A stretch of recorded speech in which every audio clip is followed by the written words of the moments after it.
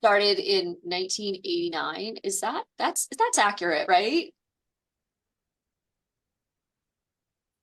Yeah, hang on a minute. Let me get my thing going here. Can you hear me?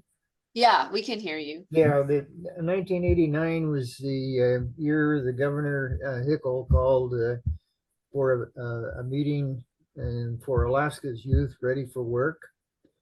And Mhm. out of that was a formation of a group that supported the ready for work process, and the BEC came out of that as well. So it was 1989. 1989, that's quite a while ago. Couple of years.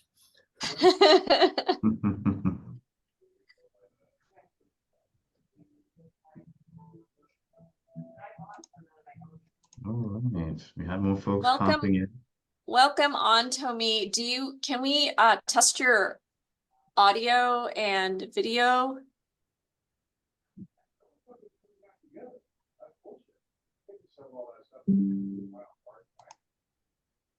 Are you talking to me, Tanya? Nope, I'm talking Okay. to Tomi, Dr. Can you hear Wahlstrom. me now? Yes, we can hear you now. Are you going Excellent. to be, will you share your screen during our presentation today? Yes, I sure could. I can do it either way. You know, I can just talk or I can share, whatever your preferences are. Okay, well, if you have a PowerPoint and you want to, if you have do you have a PowerPoint to share? Yeah. Okay, then we'll,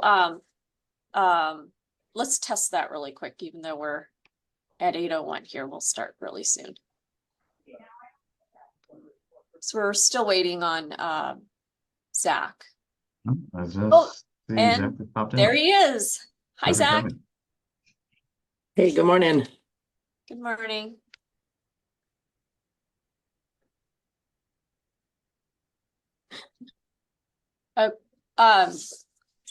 You know what? Let's just roll the dice and get started. It's 8:02. And I'll just open the meeting and wish everyone a good morning. Thank you for starting your second Wednesday of the month, because that's when we meet here at the BEC. For those of you that don't know me, my name is Mari Sell. I serve as the Executive Director of the Alaska Workforce Alliance, and I'm joined here today by my colleague Taylor Cronin Segura. I also see Jacqueline Summers on.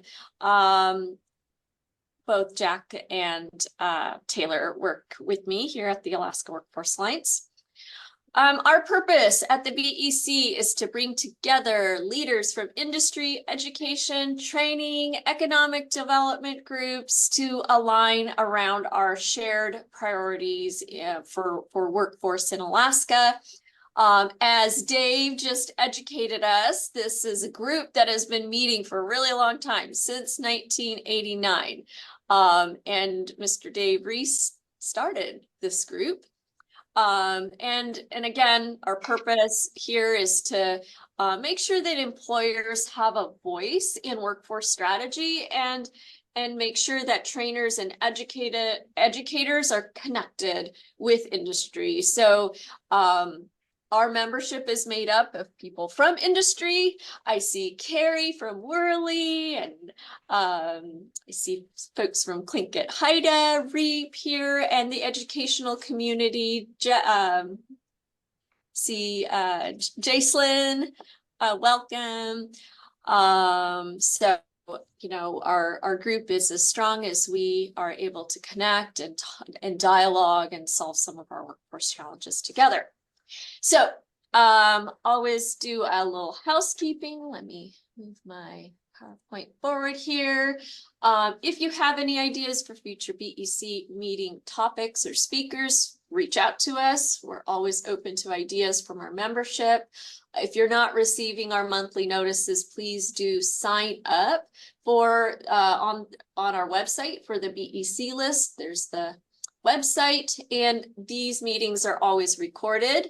I know Taylor did hit record, and they're posted on the website. So if you miss a session, you can go back and listen to it. We ask that you would, if you haven't already, change your participant name to your actual name and organization, so we know who you are. All right. And let's see. Go next. So last couple of months we've been featuring the month's issue of Alaska Trends magazine. This is a really great publication put out by Research and Analysis at the Department of Labor. And this month's issue is all about mining in Alaska. The article talks about how our state is a huge producer of key metals like gold, silver, zinc, and it's a really big and important part of our export economy. Just zinc and gold alone apparently brings in over $1 billion annually. And mining jobs are really important for our state. They pay very well. The average, I think the average wage for a mining job is $135,000. That's pretty darn good. And it's also projected to grow. Job growth is projected to be on the increase. So thank you very much for to the research and analysis team at the Department of Labor for providing this information to all of us on a monthly basis. Okay, so we have started every BEC gathering for a very long time with a safety moment. And we do that because this is very common practice for industry, and it builds awareness, safety awareness, and it encourages people to speak up and reinforce a culture where everyone's responsible for each other and each other's safety. And we thought it might be fun, since we've done that for a very long time, to switch it up from a safety moment to a mission moment. And what we're asking for in a mission moment is a short reflection, a little story that connects the work that we're doing on a daily basis with our impact or our mission, because it's a mission moment. Why does the work we do matter? So Taylor, will you give us an example of a mission moment that is a real mission moment for you? Yes, of course. So a few weeks ago, along with our colleague, Jamie Trapp, we had the chance to participate in the Skills USA event that was hosted over at the UAA within the Diesel Mechanics Shop, as well as the Wendy Williamson Auditorium. And we had a chance to conduct a maritime roundtable where we had the chance to provide some additional insights regarding maritime careers and pathways for a lot of the students who are in secondary and post-secondary courses related to maritime. And we also got a chance to be a part of a discussion for those students alongside members of industry, so employers that operate within South Central, Southeast, and various local areas. And it was super insightful, not only getting to hear the insights and information that was shared from the employers, but also the questions that the students had. They were very engaged with a lot of the information that was being shared. So that was super fun and exciting to be a part of. And we also got a chance to witness a good chunk of the skills testings that was conducted during the Skills USA event and the award ceremony. And that was really fun, seeing the energy from the various students who were cheering on a lot of their fellow, I would say, contestants and schoolmates who were getting awards and everything and prizes. It was awesome. And you could definitely tell there was a great level of enthusiasm throughout the whole event. So that was definitely something that reflected a lot of the work that a lot of us put into these initiatives. So that was fun. Thanks, Taylor. So now you've all heard an example of a mission moment. So next month, when I ask you for a mission moment, you'll know kind of what we're talking about. And it's really fun to share these examples of where our work is making an impact on our community. Okay. With that, we're going to switch gears. I'm going to introduce, we have two speakers today, Zach Stenson and Dr. Tomi Wahlstrom. Our theme today is connecting youth into pathways, and happy to start with Mr. Zach Stenson, who is a dedicated leader in Alaskan education, striving to bridge the gap between rural Alaskan youth and high needs industry pipelines. In order to affect change in multiple areas of the state, Zach currently has several roles. He is currently serving as a statewide coordinator for Rooted Alaska, collaborating with the Department of Education and Labor to scale impactful career guidance models statewide. Through his consulting company, Pathfinder Solutions, Zach is currently working to establish collaborative youth career and technical education programs alongside Sea Alaska Heritage Institute in Southeast Alaska, the Alaska Regional Career and Technical Interior Consortium with a group of school districts in the interior of the state, and with Chalista Education and Culture in Western Alaska. So Zach has been an entrepreneur with 2 decades of experience participating in several Alaska commercial fisheries, and for the past 15 years, he has owned and operated a small maritime tourism business in rural Alaska. Zach brings an industry-first perspective to his work. His education career began as a teacher in Juneau, where he grew up, progressed to a North Slope principalship, and most recently, Zach served as executive director of the Bristol Bay Regional CTE program.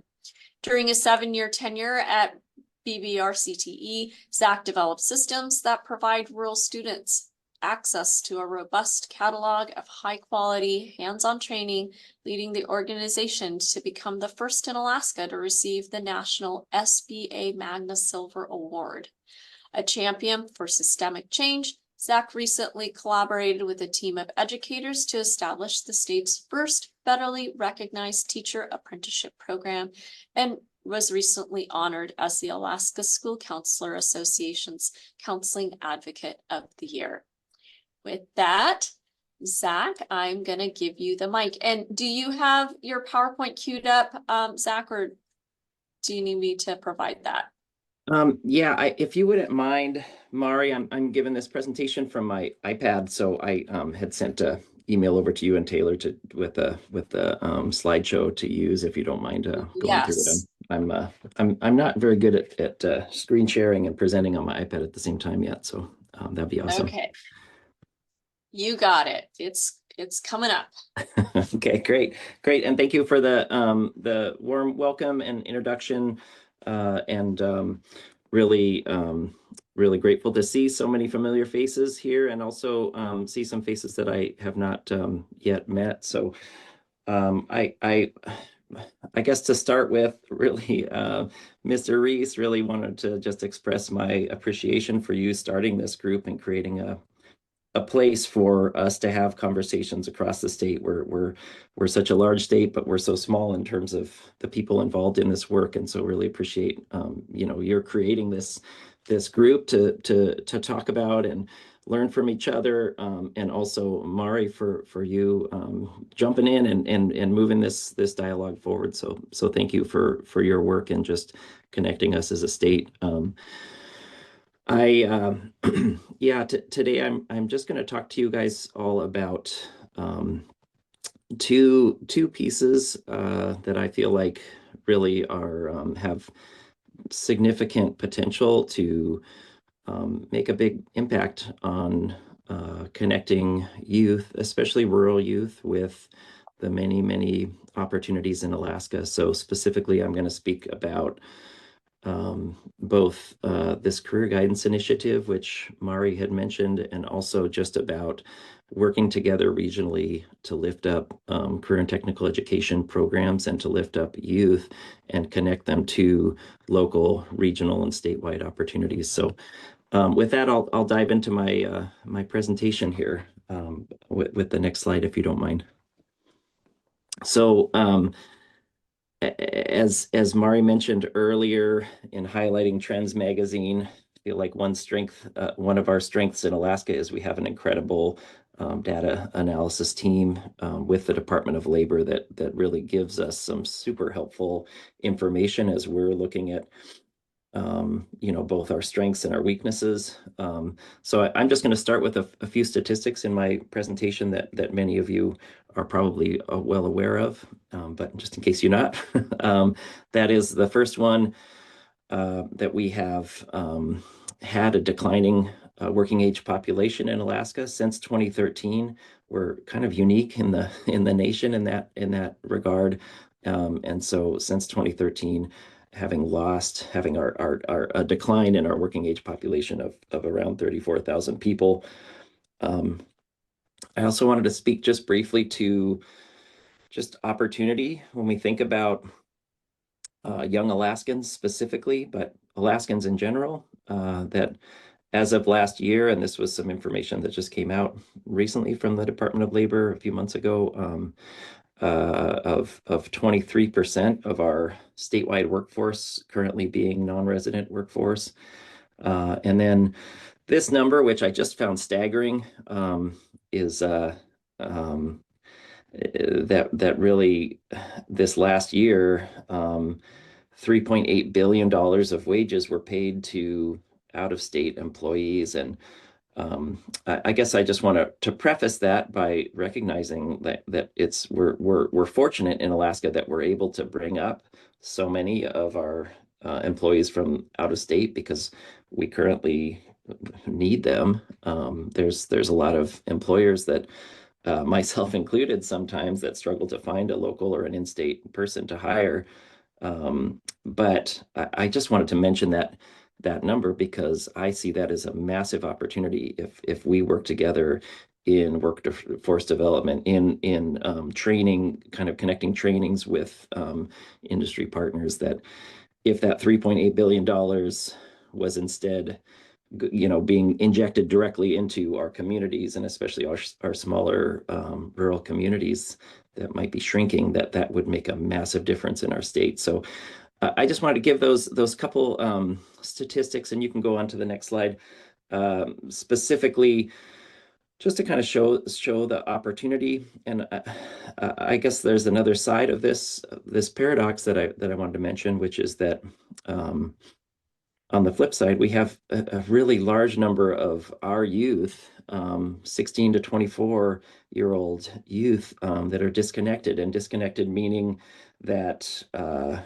they are not going to school, they are not going to a college, they are not going to AvTech, and they are not going into the workforce, and are just kind of disappearing off of the map a little bit. And so while we have this huge amount of out-of-state work happening, of people flying up to Alaska to work, we also have a fairly large number of Alaska youth that are having a hard time kind of finding their place in our economy, in our workforce. And then this is from a recent study from the Association of Alaska School Board, just showing that 89% of the students that they surveyed really were interested in continuing their education, whether that was a apprenticeship, whether that was a a trade school, or whether that was going into college. So we have it feels like two sides of opportunity, and I mentioned this yesterday to Mari, but I was recently on an airplane ride from Seattle to Juneau that I just felt like I was living these figures a little bit, because it was the mind shift change, and the plane was almost completely full of miners going up for their 2-week shift in the mine outside of Juneau. And I was on my way to a meeting with a superintendent in a rural district in Southeast, and the meeting was really focused around, we're struggling because some of our students are just having a hard time finding their path in terms of what they would like to do, and struggling to find a local role, local job for them, or a local career. And it just really struck me on that flight about how it's so normal at this point for us in Alaska, for somebody maybe in Boise, Idaho, to fly up for a 2-week shift at the mine, but it's less so in our small rural communities to think of that being something that they also could access as a 2-week shift, maybe ferrying over from a southeast community, and then going back and living in their community during their 2-week off. So anyway, you can move on to the next slide, please. Thanks, Mari.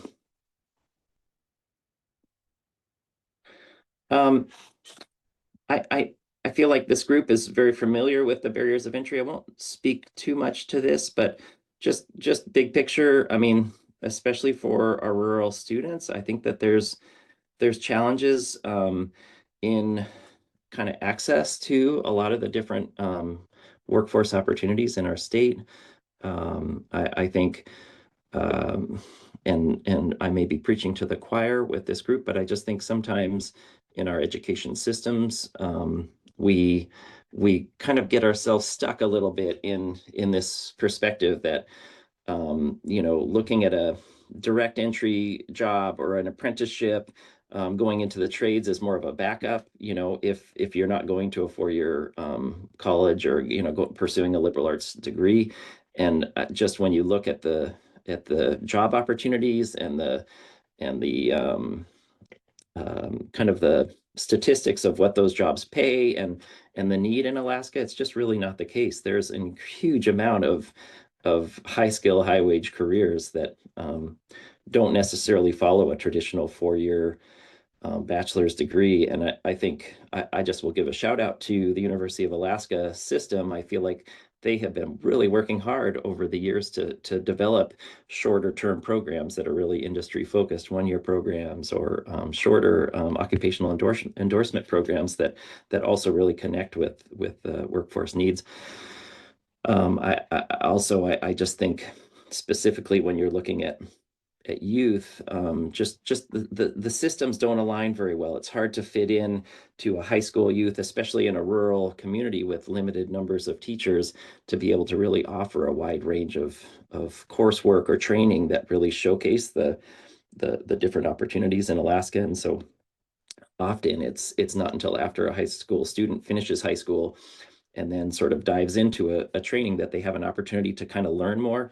And so a lot of that comes down to just simple things like our school schedules not lining up with training opportunities that high school youth could connect with, and then the significant access challenges of the wide distances that we have between communities and training centers. And then, like if a young person were to go into an apprenticeship and they suddenly have to move into Anchorage, and the challenges of navigating some real new systems that they might not be used to. We have real challenges in terms of kind of that entry point for entering a career, entering an apprenticeship, or entering a job. You can go to the next slide. Thank you. So, I don't know, maybe the solution is a little strong here, but I think a solution that I wanted to share with you all is specifically a pilot program that is underway, that is in its 2nd year right now. And so if we think about regions, and if we think about high school students and our capacity in our education system, one really powerful way to enact change is to provide really structured career guidance. It's nice to see Annie Fritzy on here from BBNC. She is very involved in this particular work, but this project really is around building a simple structure to help youth figure out what they're good at, what they like to do, and then once they've figured that out as best they can in your world of being a senior in high school, then having a person that helps students with completing things like FAFSA, completing a financial plan, completing a post-secondary plan, And I'll speak to those a little bit more, but really having a dedicated person that works with our high school students. So ideally, all of our students from middle school to high school would have somebody helping them or having that being a part of their program. And I think different schools have sort of different levels that they're working on this, but this particular initiative really is laser focused on that year that students are graduating, and having a person really sit with and help every single one of those seniors prepare for and successfully transition into what's next. So this is in partnership with an organization called Rooted. Rooted is a national organization that is now, I believe Alaska was the 5th state in the nation to join this this program. So from here, I'll talk a little more into the nuts and bolts of it, if you wouldn't mind going to the next slide. So as I was working as the director of the Bristol Bay Region CTE consortium across 4 school districts across the 22 communities in Southwest Alaska, I found there was just a moment that a particular year where I felt like our students had access to a wide range of 40-hour trainings, which I'll speak to shortly. And I felt like we were making really good headway on helping prepare them for what's next. And we just had a graduating year one year where it was like, we just had a number of students that didn't take that next step. And so as we just reflected as a team across our partners, we really felt like there were some small steps that we really could help with for those students and for students in the future to just help them kind of access the already leveraged partnerships they had with different employers or different training organizations. So as I looked at lots of different programs, Emily Ferry from the Association of Alaska School Board connected me with the Rooted model, the organization, as I was looking at different models across the state, across the country. And from there, this turned into a pilot with the Department of Education, the Alaska Heritage Institute down in Southeast Alaska, the Department of Labor, and the Bristol Bay Consortium. So really, we wanted a structure that we could have every single one of our high school seniors follow. So we wanted to make sure that every single high school senior had at least several one-on-one meetings, that we had some focus, that every single high school senior would go through some career awareness exploration. Every single high school senior would have a post-secondary plan.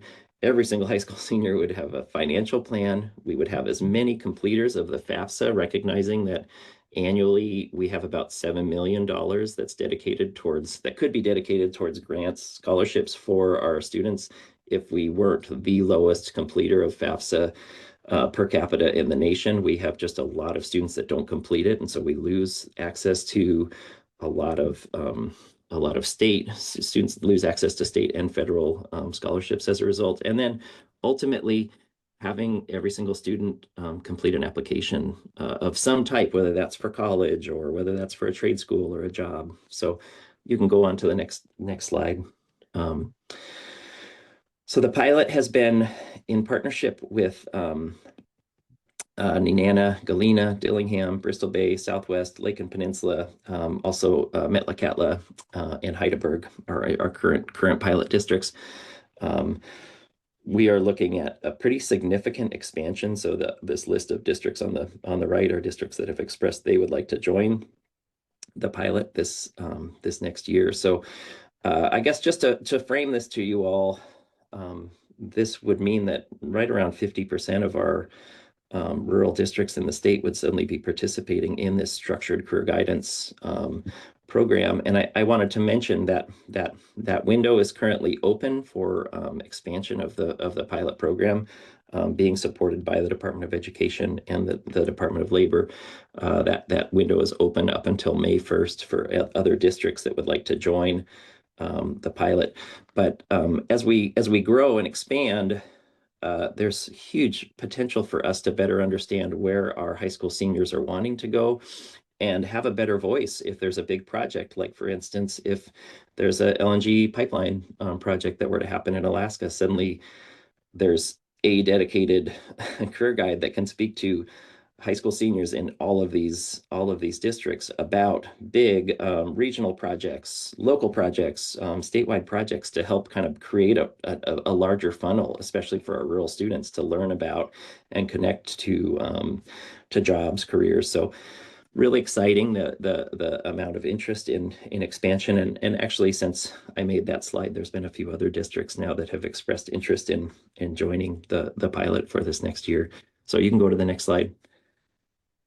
I'll just, as I kind of wrap up my presentation, I also just wanted to mention the other exciting piece that I'm seeing happening right now is as this consortium across school districts across a region in Southwest in Bristol Bay has really picked up steam.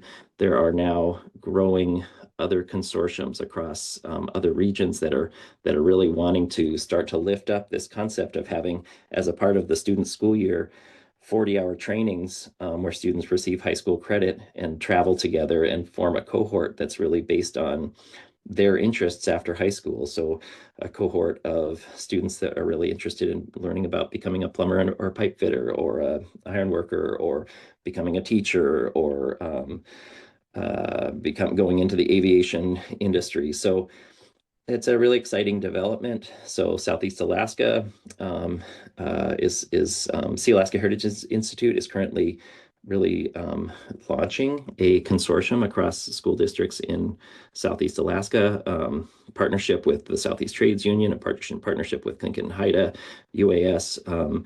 And so currently that program really is intended to launch this fall with a series of different short-term intensives, but that's already getting started in small ways with intensives that are being offered this spring.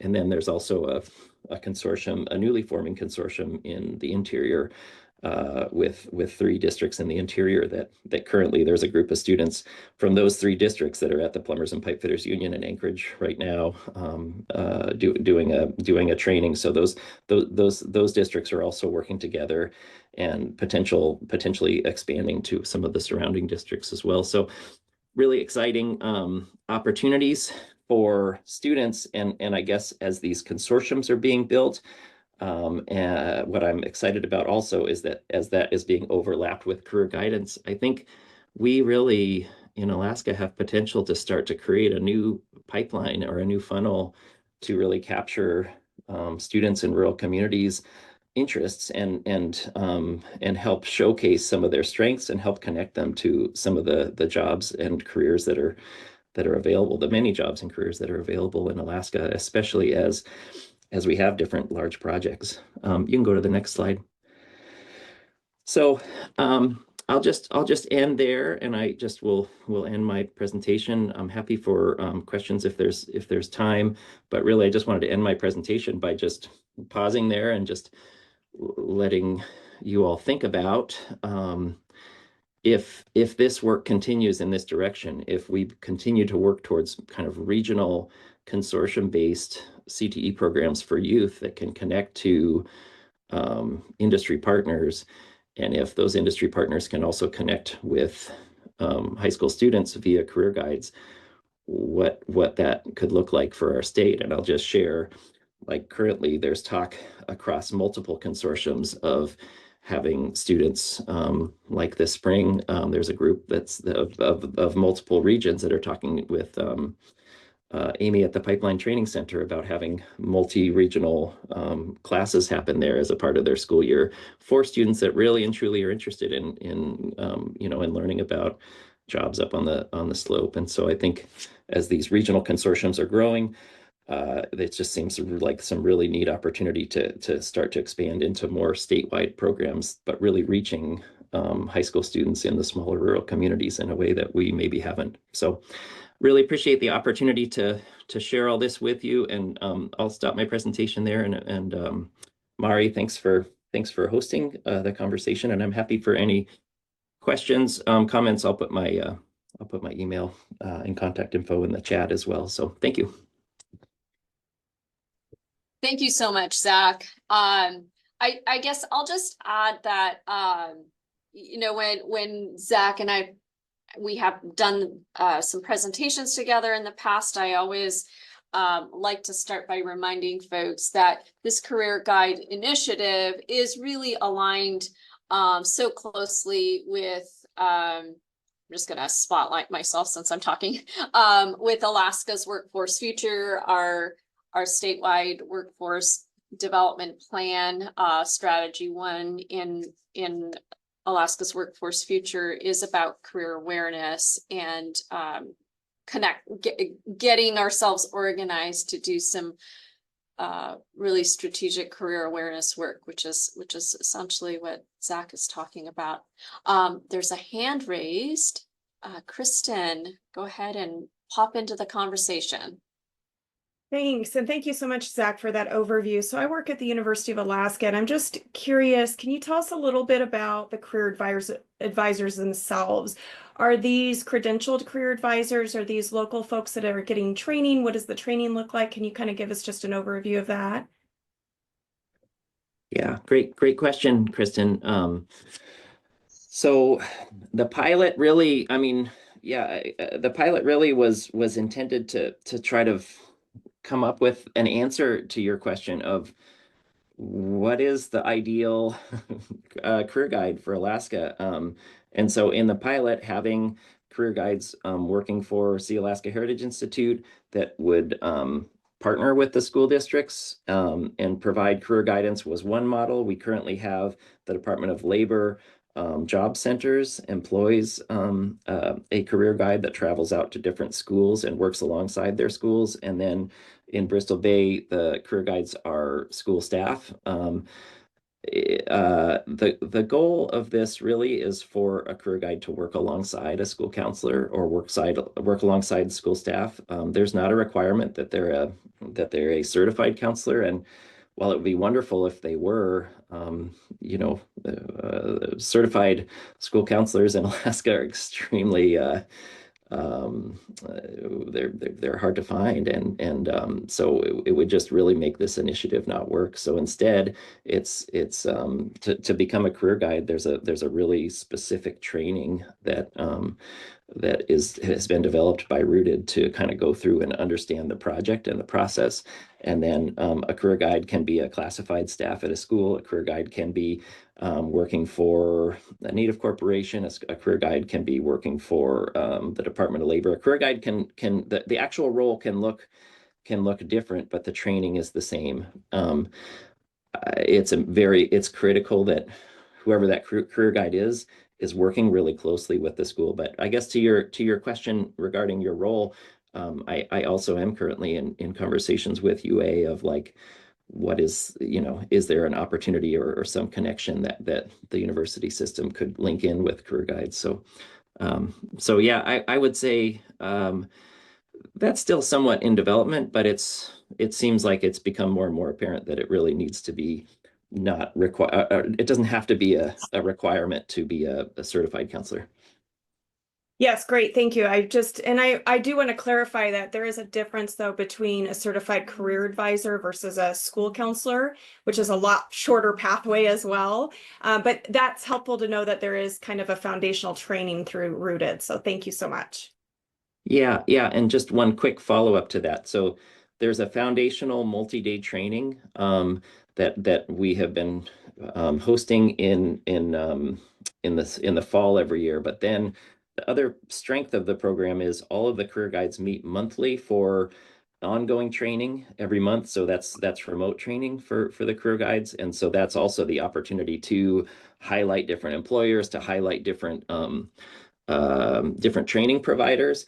And as an offshoot of that, the Department of Labor has started hosting monthly lunch and learns, highlighting employers to students, rural students all across the state that are participating as another way for students to learn about this. So yeah, so it's a multi-part training. So there's an in-person multi-day, and then there's ongoing Zoom sessions. And those Zoom sessions are also really an opportunity for us to learn from each other of what's working, what's not. So yeah, great question. Thank you. Thank you, Kristen. We have a question from Colleen Fisk with REAP.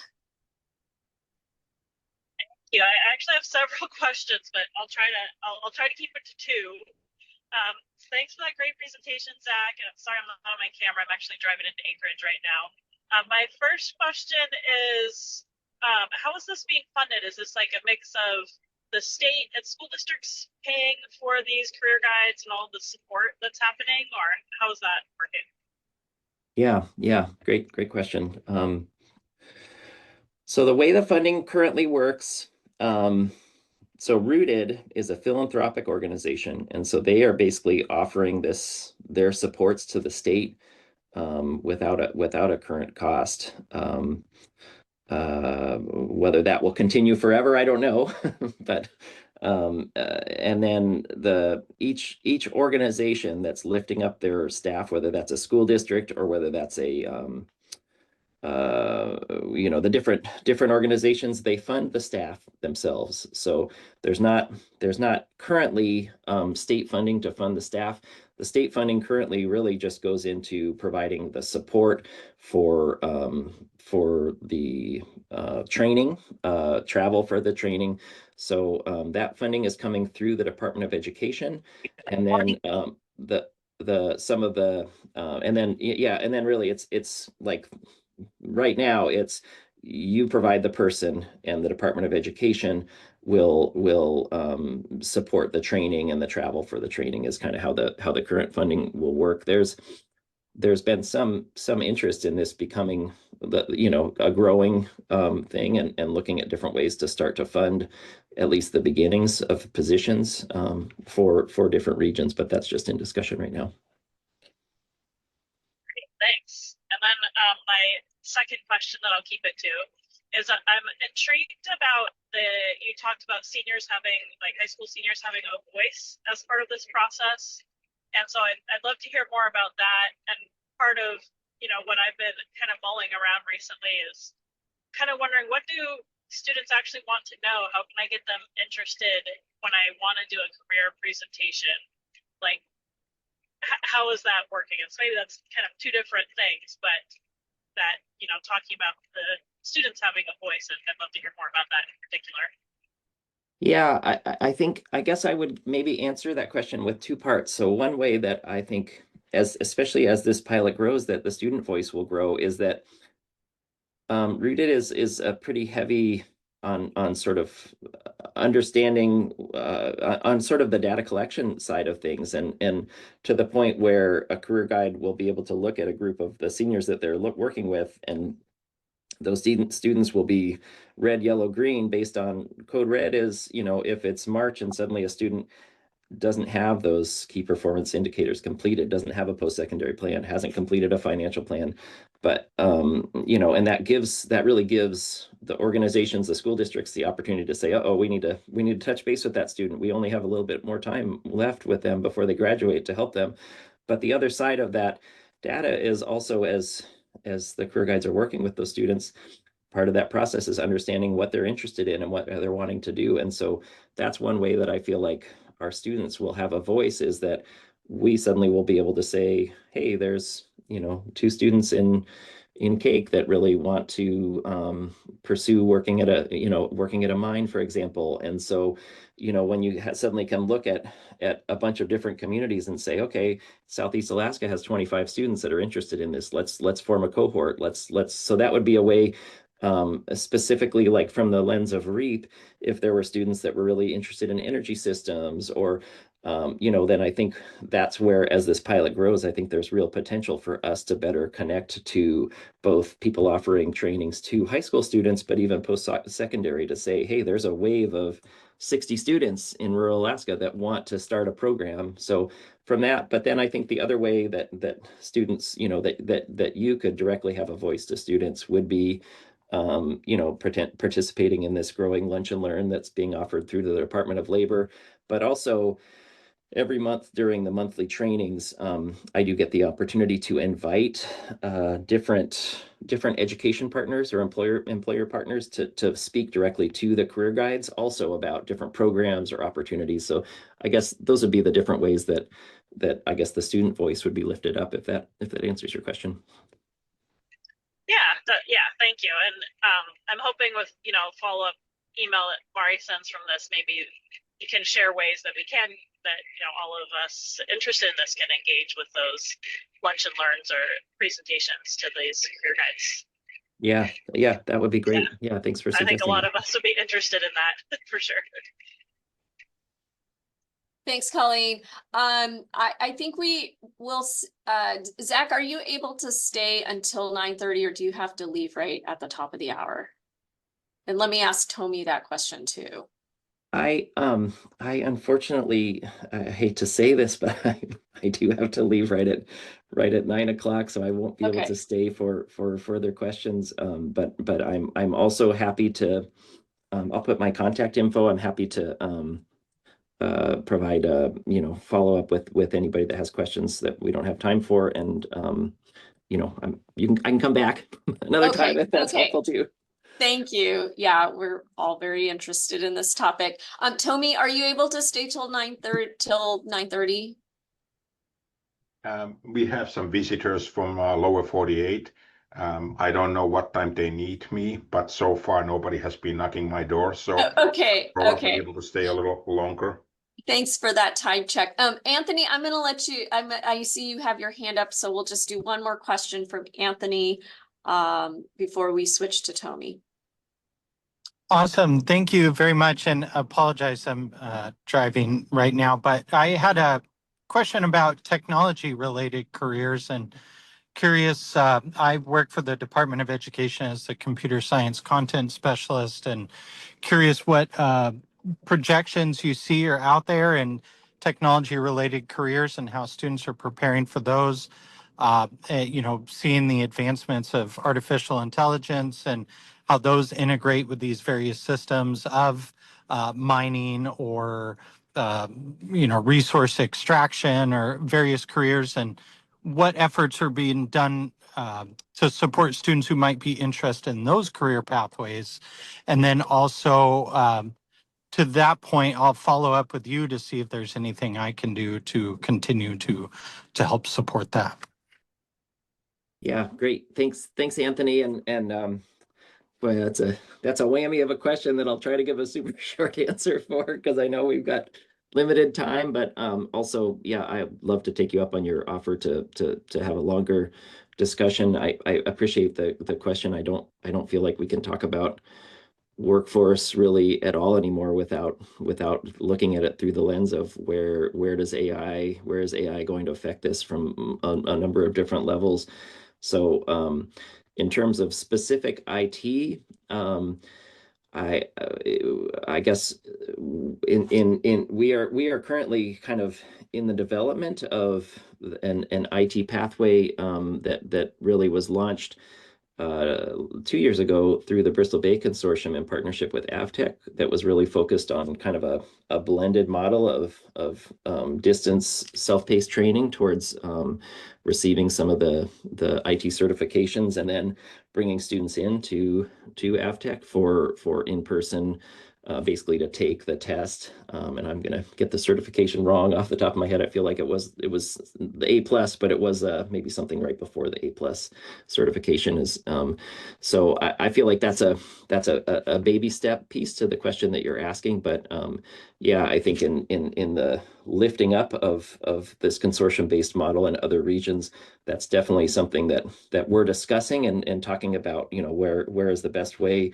I guess I will speak super briefly, sorry, Mari, to the, one of the strengths of the consortium-based model is it also creates this opportunity to lift up distance training programs across multiple districts, across multiple regions, but really linking to the public schools. And so programs like the IT program that are kind of a hybrid, where it's a distance training that then connects to an in-person where students come together, I think have a lot of potential, even looking at kind of multi-regional. So that's an extremely short answer to what really should be a longer answer, but I don't want to take the time to go into it too much farther, just for the sake of everybody's time. But Anthony would love to chat with you and kind of brainstorm how that might work with Department of Education in partnership.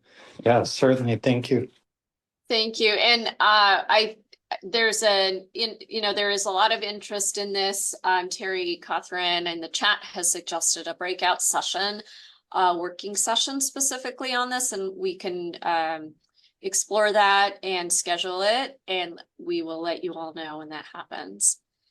So thank you so much, Zach, and appreciate your time coming on. We're gonna switch gears a little bit, and I'd like to introduce Dr. Tomi Wahlstrom from Covenant House. We're still talking about engaging youth into career pathways, but I'm excited to hear about Covenant House's new initiative related to workforce development in their Work Ready Alaska program.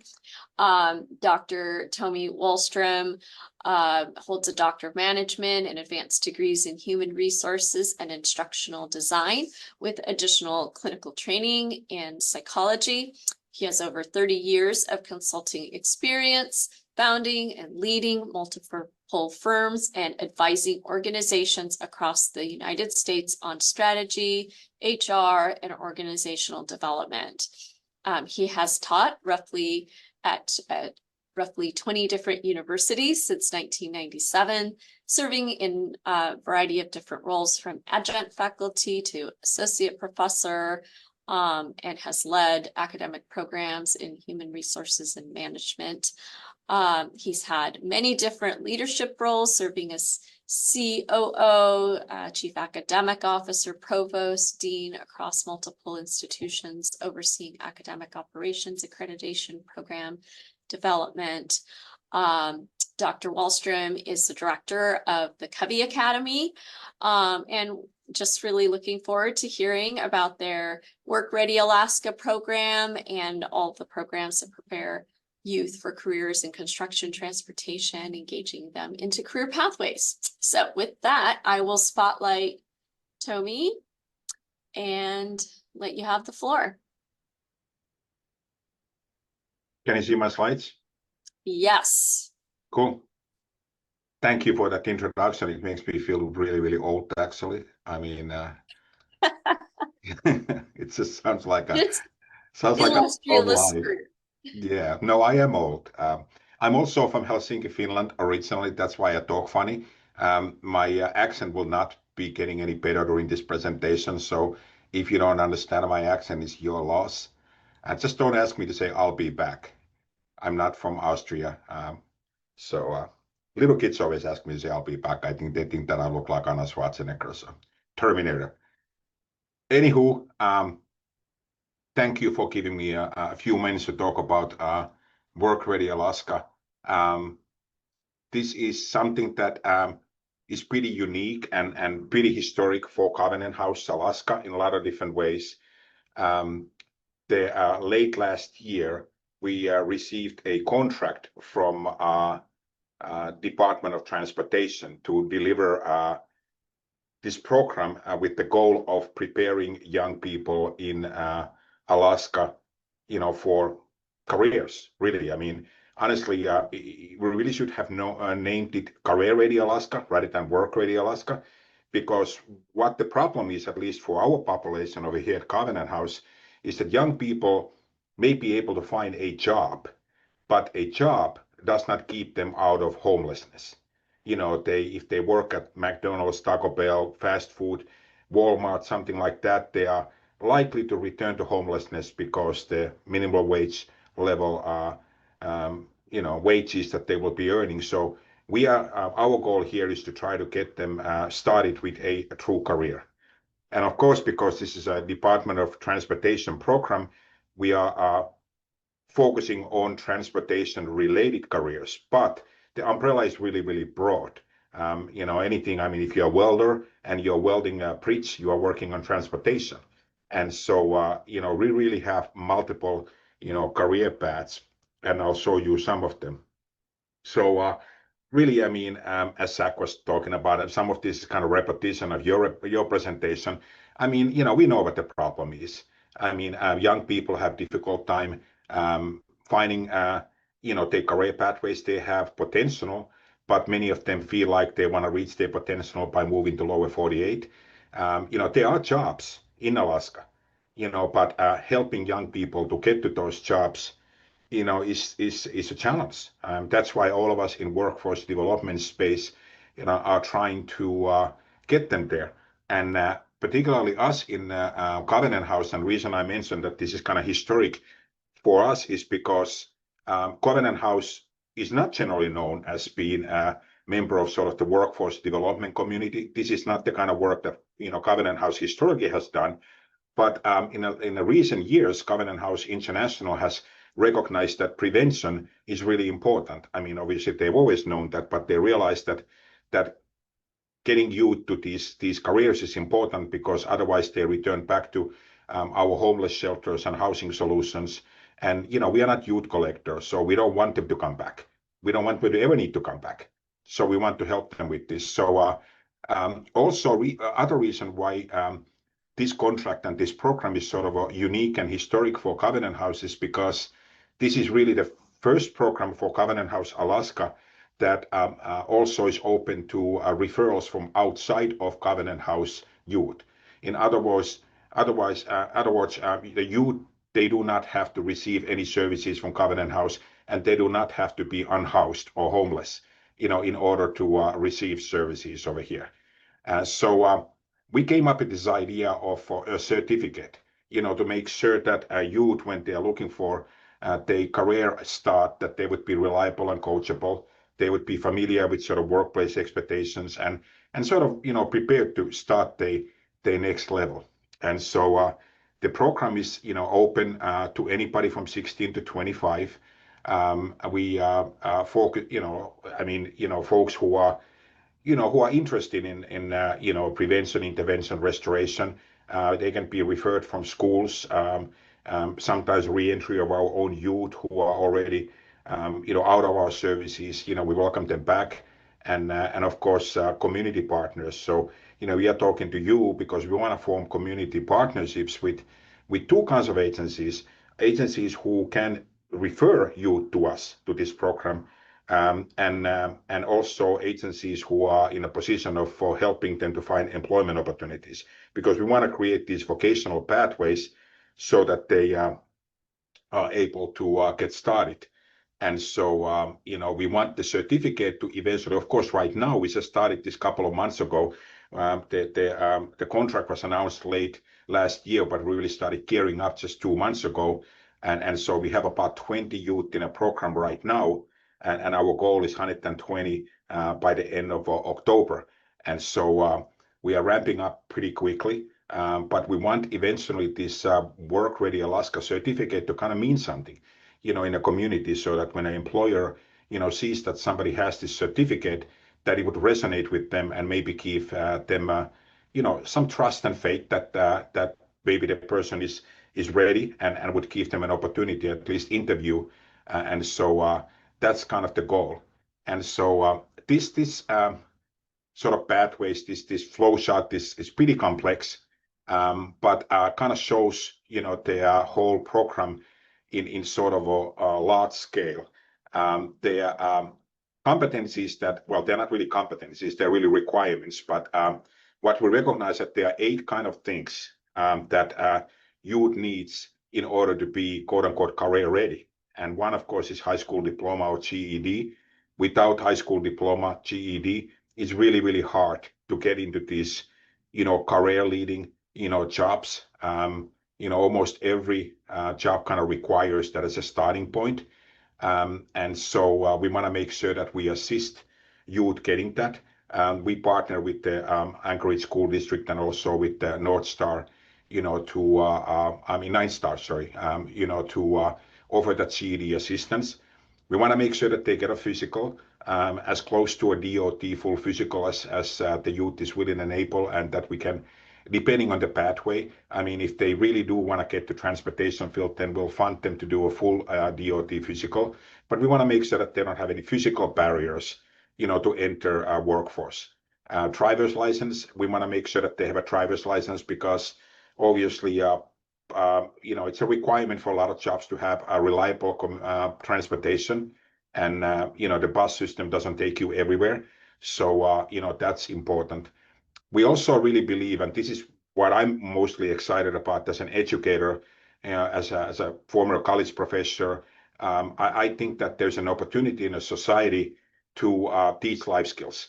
I think, K through 12 schools really don't teach it explicitly. I mean, they do some, but they don't really teach it explicitly. And colleges really don't do it either. I mean, we kind of sort of do it.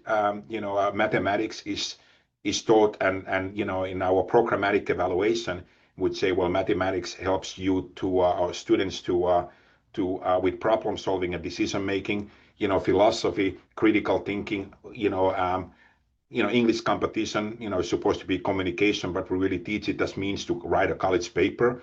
So while certain topics are talked about, they're not really talked about as life skills explicitly. And really, life skills are those kinds of things that most of us, who have had relatively stable and normal childhood experiences, we learned from our parents, from our grandparents, from our community, from our cousins, whatever. Learned like this is the way you live your life. These are the kinds of things that you should be doing, and so emotional intelligence and assertiveness and resilience, self-leadership, leadership, teamwork, those kinds of things. But especially our youth over here at Covenant House, many of them have been thrown around in foster cares, maybe victims of human trafficking. And so they don't have necessarily that kind of a childhood background where they would have gotten these life skills. But I would also argue that every single one of us needs this. I mean, I do executive leadership coaching for CEO Institute as a kind of side job, one of my many side jobs. And I talk to executives in lower 48. Every month. I meet once a month with each client, and so every day, every week, when I talk to my clients, I talk to them about these same topics. And it's kind of interesting to come over here to Covenant House and talk to youth over here about these same topics. Critical thinking, creative thinking, emotional intelligence, all of these things are things that if you go to library to find professional development, self-development books, that's what they talk about. There's tons of TED Talks that we all listen to these topics. But of course, our youth, we talk about them in a very much basic level and try to raise them up to become kind of this lifelong journey of like acquiring those skills and becoming better. Because what happens is that your resume and your skills can only get you hired, but it's those life skills, those work skills really, that really keep you at the job. And so that's really important to me. So I'll talk about that a little bit more in a bit. We want them to have bank accounts because the kind of jobs in the many organizations that are more career leading, they assume that employees have bank accounts. They don't really cut them physical checks anymore, and so that's required. Of course, we want to do a resume interview prep, make sure that they can get that job. We also kind of threw CPR first aid out there because many transportation and many healthcare and even hospitality, construction jobs, it's sort of, expectation. And although many organizations do have the hires to go through CPR, we feel like having that under their belt may actually be an advantage for them. And then we do a holistic care plan, which is really just addressing, making sure that they have means and ability to maintain their physical and emotional health. Of course, soberness is a really big thing. We want to make sure that, they understand that while it's legal to smoke marijuana, work and marijuana don't go hand in hand. And with our homeless youth, especially, that's kind of an issue. So holistic care plan addresses those things. And so obviously there are a lot of supportive services that go with that. A lot of this is case management. The life skills reimagining is more classroom learning, but a lot of it is our case managers. We call them navigators. They work with youth on making sure that we get those 8 things. And then we have a variety of different career exploration types of things. We have simulators over here. We have a full commercial kitchen over here where we train youth. And so, we have day clinics, boot camps. We have industry peaks. Like we just finished 3-week program in what called Culinary Kickstart, where we successfully got through 10 youth certified through that program, 3-week intensive in collaboration with UAA Culinary Program and FNBA Bank. And so it was pretty fabulous. So we do a lot of those kinds of things. And then we have those, different career pathways that we kind of get them later on after they get the certificate, we continue to work with them, try to get them jobs in hospitality, service industry, healthcare, information technology, transportation, construction. We are partnering with the Alaska Works Partnership, with NIT, with Matsu College, and a lot of different organizations to try to identify those career pathways for them. But our part really looks, mostly the initial first part looks like this, so that's kind of a focused, peak of that bigger flow chart. So that's kind of the whole program out, sort of outline looks like, how it kind of works. And as I said, to me, most exciting part is the soft skills, because I'm an educator, and we have what is called Life Skills Reimagined. I'll talk about that in the next slide a little bit more.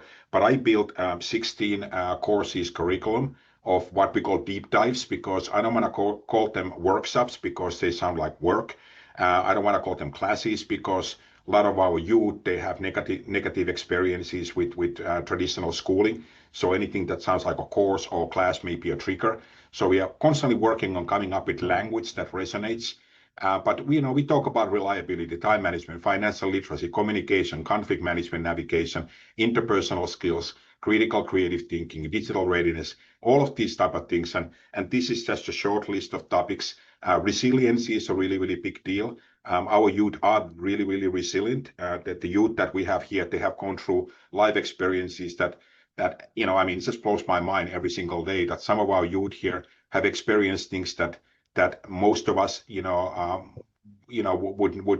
would never even dream of having experienced, especially at that young age. Pretty horrible things, but that builds resilience. They're strong youth. Many of them are really savvy. They're very intelligent. They have capabilities. We just have to sort of channel those capabilities and that potential in a way that they can realize it. And that's really the beautiful challenge that we have here at the Academy. I mentioned Life Skills Reimagined. This is a vendor program that we have had for a couple of years right now. It's headquartered in Arizona, this organization. If you have interest, you can Google Life Skills Reimagined and their website, and they do youth and adults, and they have different kinds of programs. And this is an online program that our youth come over here in our skills lab, which is our kind of a learning center or kind of a study hall. They come over here, and our specialists help them to go through the Life Skills Reimagined. And then after they are done with the Life Skills Reimagined, those deep dive sessions are supplemental. They are not at this time required for the certificate, because we don't want to create additional barriers. But they are something that we encourage and facilitate and offer all the time. And so Skills Lab is something that we have roughly about, I do a weekly count of youth that come to our Skills Lab, and I just reported them yesterday, and we had 84 youth that came through Skills Lab in last week. So we are hovering around 80 and a little under 100 total, which is a nice capacity, because we don't want to have too big groups either, where youth get lost in a shovel. So they come over here and they do different activities with us. So again, this is how the requirements look like for the Work Ready Alaska certificate. Our new logo looks much more exciting than the Dove, and the yellow. This is sort of a early version. So I'll after my few words here, I'll give you the website, where to go, and there's a landing page, done in collaboration with We Built Alaska, that has the proper logo and all of that, and so. And it's also a certificate, not certification technically, because it's a certificate of completion. But we are seeking to become an actual certification. So we are seeking for endorsements to become a certification granting organization. So that's our goal. So as I already mentioned, there are these different career pathways that we wanna focus on, and we are continuously building them. We've already done a lot of open up a lot of good opportunities with different organizations. As I mentioned, couple, Teamsters, DOT, they have some apprenticeships, and so we are trying to gear our youth to those apprenticeships. So, and really, trying to do anything and everything that it takes, to get them ready. Our program is very competency based. So a lot of youth, they come in and maybe they have a GED already, maybe they already have a driver's license, and obviously, they just continue from what they already have and get we work on the one areas that they need help with to get them moving forward. So what can employers expect from our youth that go through this certificate program? Well, I mean, consistently showing up, communicating clearly, willing to take feedback, constructive feedback, willing to learn on the job. I mean, that's just a few little items that I think that we would hope the youth to be able to have acquired after this program. And essentially, the certificate is our letter of recommendation. We are vouching for them. We are saying that we have met with them consistently. We have gotten, through these obstacles and barriers with them, and we feel like they're ready. I mean, obviously, we are not going to be 100%, accurate every single time, but I think that we can make a dent. The big, really exciting part about Work Ready Alaska program is that out of the contract that DOT contracted us to do, we put a significant amount of money on the side, to fund for different kinds of things. We call them barrier busting funds. So obviously, driver's license costs money. Obviously, commercial driver's license costs even more money. Obviously, tuition support, temporary housing, transportation, food, daycare, work gear, internships, all of those kinds of things, are things that I mean, we wanna organize, and we're already organizing our own internships, and the Work Ready Alaska is allowing us to fund them, so that because internships, I mean, are great opportunities, but sometimes they need income. Well, sometimes they always need income, but so we are trying to make sure that we are also compensating them and giving them the tools and equipment, if they need to start a job or something. So that's also really, really exciting. So we do have funds available, for a lot of cool things that we can do with the youth, and we roughly have about 3,000 per youth available, but that's more of an average. I mean, if somebody needs a commercial driver's license and we still have funds available, we can fund something like that. But of course, we're going to look for all other assistance possible first, because it costs about $10,000 to get a commercial driver's license these days. So obviously, if we start funding that for 120 youth, that's a big penny right there. So we are trying to obviously explore different alternatives for funding, but in the end, we are willing and able to fund those things if that really does lead to a job for youth, and we have we are able to make that happen. So that's really Work Ready Alaska, kind of in a nutshell. I'm gonna stop sharing over here so that we can if I can get to my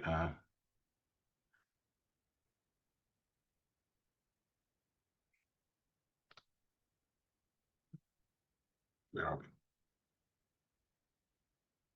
Am I still sharing? I'm still You're sharing. still sharing. We just see your screen now, not Yeah, just. sorry, I have two different screens open over here, so I'm trying to get to the stop sharing.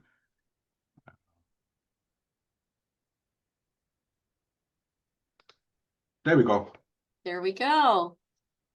Well, I actually had three screens, so I was trying to find my mouse. You know how that sometimes, or your cursor, I guess it's called, when that travels from screen to screen. So I couldn't find it for a second out there.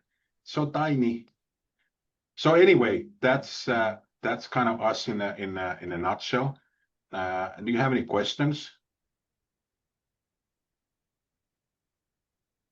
Any questions from this group? Devin.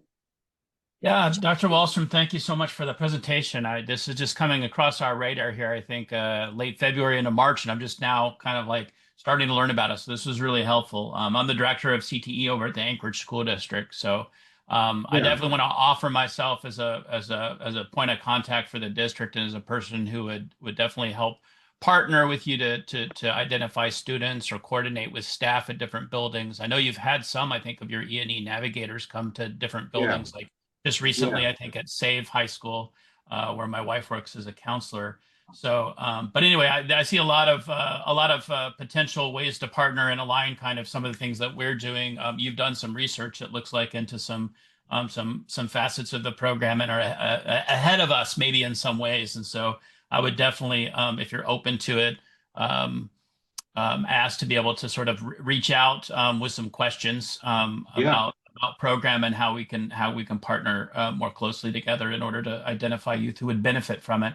Additionally, I know that we've occasionally worked with DOL and the Teamsters on the DOL side to help fund CDL training, and then to lean into Teamsters to help provide the training for students. And so that might be a way where you can, you might be able to utilize some of that partnership to offset some of that funding, so you'd have more funding to help with the other things that your students, you're not students, your youth are going to need help with. And so there might be some ways to chat about some of those kind of partnerships to help offset some of that funding. But yeah, really excited about the program. Thank you for sharing.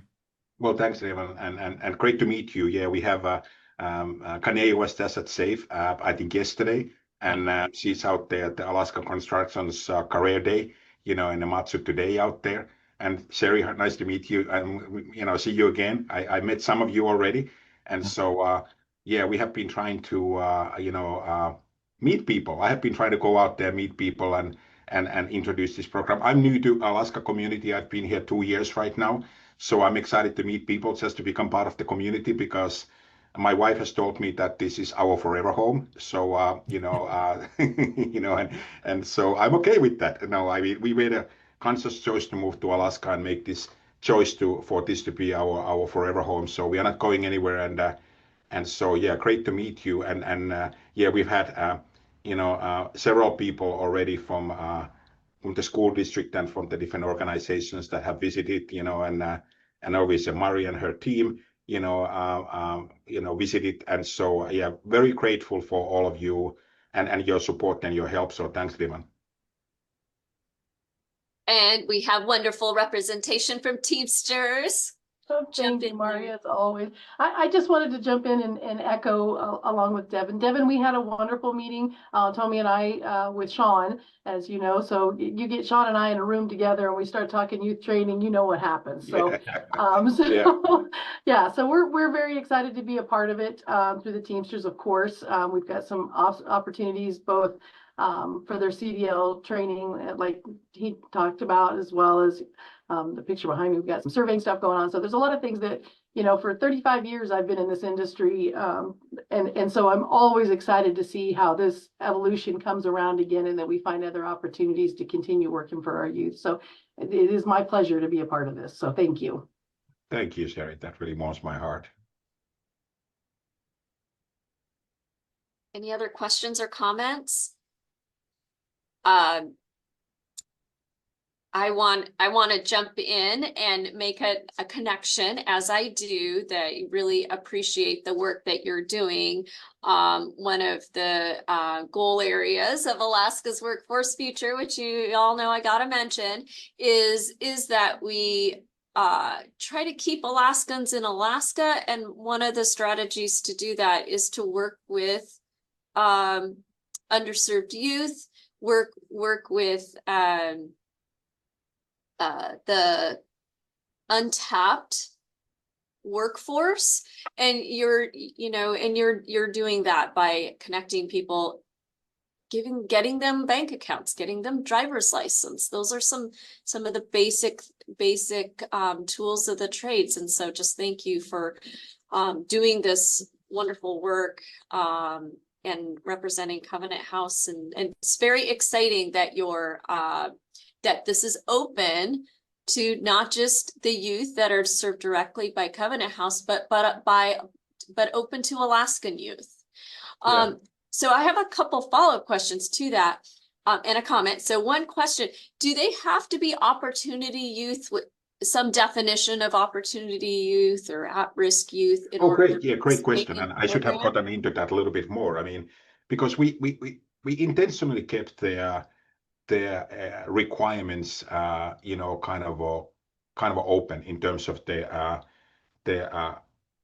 what are the qualifications for the program, what are the kind of and so really, I mean, 16 to 25 age, and then motivation to work with us is important. I mean, that sounds trivial, but sometimes youth, they don't have that kind of like, I really want to get started with the career. And our biggest challenge with our youth over here is to get them to come to our programs. I mean, when you think of Covenant House, any given time we have about 200 youth, living with us in a shelter or different layers of our housing, and annually we serve about 2,000 youth.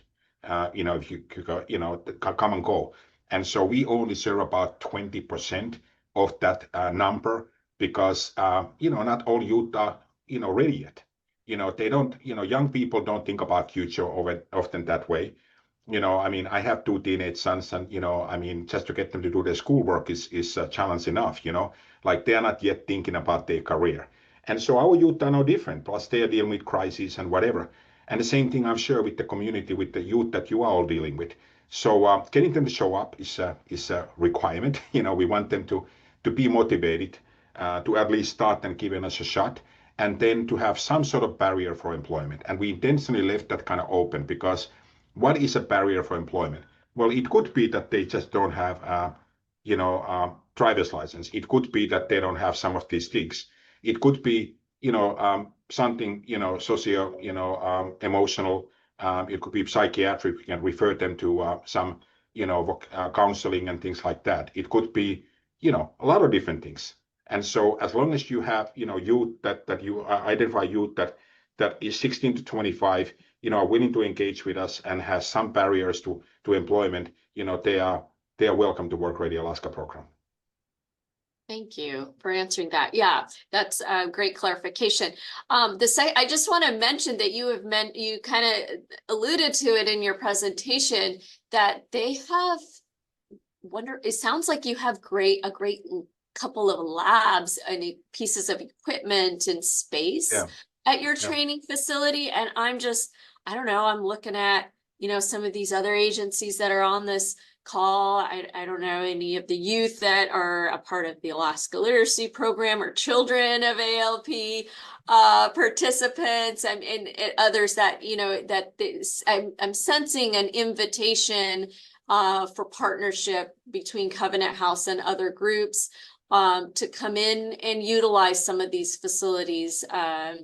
So I don't know if you want to speak to that or clarify my assumptions. Yeah, absolutely. I think that most of you probably know where we're located here, in downtown, in the corner of A Street and 7th Avenue. And so, we are right here in the middle of downtown, and many people know Covenant House for our YEC, our Youth Engagement, center, quote unquote, the shelter. But many folks don't know the building right next to the shelter that we have, which is the Covey Academy, because we don't have, bright blinking lights, on top of the building saying this is Covey Academy, but we have kind of a gem of a facility over here. We have several lots, good size training rooms. This building was completely rehabbed, just a few years ago. And so everything is, good shape, in working order, and nice and professional. And we have a full functioning commercial kitchen where we can, train. We have a UAA assistant professor, Chef Lucas, that comes here to do knife skills classes monthly, and some volunteers who do different kinds of things in the kitchen. And then we have 2 flight simulators. We actually have 4 flight simulators. We have 2 on out and available right now, and 2 in the storage because we don't have enough use for them. But if we could find volunteers to be ready to explore with our youth, because we are not planning to train pilots, but it would be cool for youth to be able to get they can explore it, and if they get excited about it, then we can help them to go to the next step. We have an 18-wheeler CDL simulator that is pretty cool, and it's just really a lot of fun, especially when you have a volunteer who knows what they're doing and has been a truck driver, when they're working with the youth out there, different. It's just pretty elaborate, so that's kind of fun. We have excavator, bulldozer simulator. We also have a 3D simulator. When they put the goggles on and 3D environment, they can do construction type of things and bulldozing and whatever. And so we have an IT computer lab, and so a lot of cool stuff like that. So we want to be a community resource.